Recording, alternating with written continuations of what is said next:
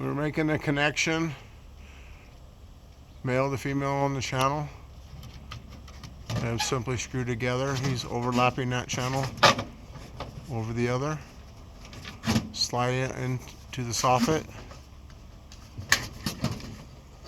This is a 6-foot piece. Has 8 bulbs, 6-inch spacing. And we're doing this a little different today.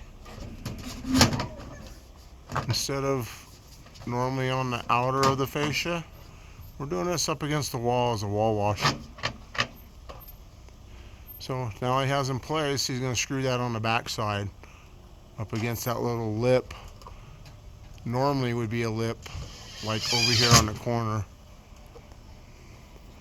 You can see a lip on that fascia up under there.